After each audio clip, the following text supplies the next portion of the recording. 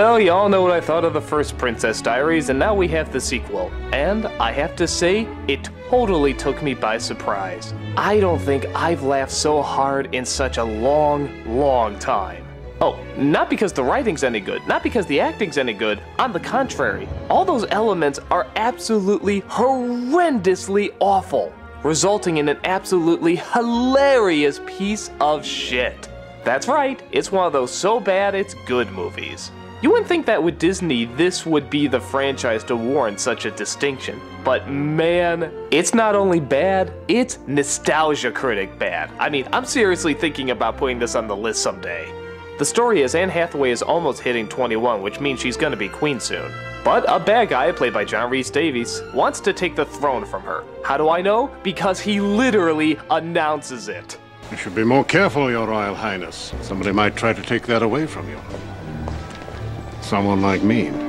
And on top of that, everyone, I mean friggin' everyone announces it in the movie too, like it was made for 4-year-olds. Would you please try to keep up, Brigitte? He's trying to steal the crown. But wait, it gets better. So all the parliament decides that in order for Anne Hathaway to become a queen, she has to marry. How does she know this? Because she finds a secret passage that is so obviously labeled it's so impossible for it to be called a secret passage. But it gets better. So they literally invite the villains to stay with them in their palace. Why? Because they want to keep their enemies close. So close that they could sabotage everything, which is exactly what they do. But wait, it gets better. So the son of the guy who's trying to take over falls in love with the princess. And they do that cliche where they do nothing but bicker and yell at each other, yet you know they're gonna get together. Yet they forgot to put in any element of them actually liking each other. Look at this scene. They're yelling and saying how much they hate one another, and then they just kiss. Where the hell did that come from? I loathe you. I loathe you. We've seen that cliche before, but there usually has to be something about them that they have in common or they like. And here, there's nothing. They're just forced right into it.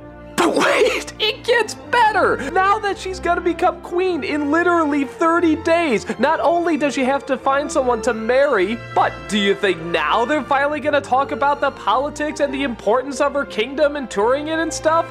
No, they have more important things like learning how to wave their fans and having slumber parties. That's right, the fate of their whole nation could crumble in the matter of days, and yet they're going mattress surfing. Oh, the fate of your country doesn't matter when you can be having song sequences with Raven. And it just gets stupider and stupider and stupider. I am thoroughly convinced that this movie, even though it has a PG rating and even though it's marketed to preteens, teens, and even some adults, would only be enjoyed by kindergartners. It is literally written for kindergartners. Sophia the First has more dignity and intelligence than this film.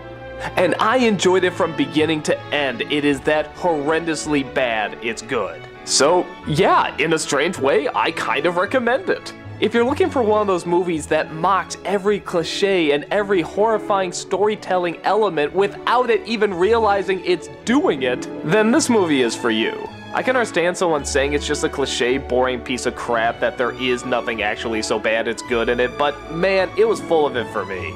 This movie brought me so much joy. God bless you, you horrible, horrible film.